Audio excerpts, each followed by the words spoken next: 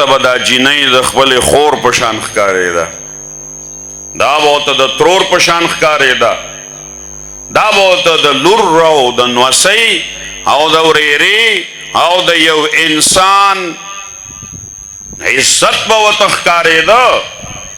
خو که د ده په سترګو باندې طبیعت حجاب نه وی پروت،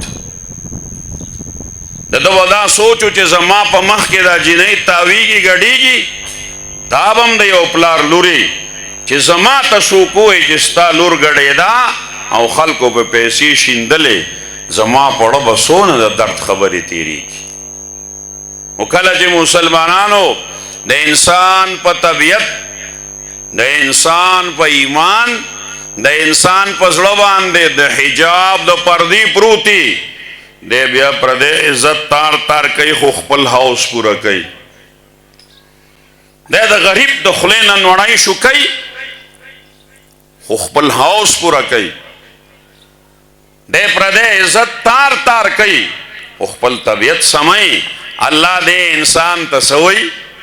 دا خو زما ته ځان معزز ښکاري، د کلي ملک، د کلي خان، د علاقې لوی مشر، MNA صاحب، لوی عہدهدار، لوی هوښیار سړی، غټ ډاکټر، غټ انجینر، ما ته ځان ښکاري خو الله ته زه د خنزیر نه هم بدتر ښکارم. ستاسو دې بچو قرآن کې ویلي، الله فرمایي اولئک کالانعام بل هم اضل. الله وایي دا زناور دي، زناورو نه هم بدتر دي.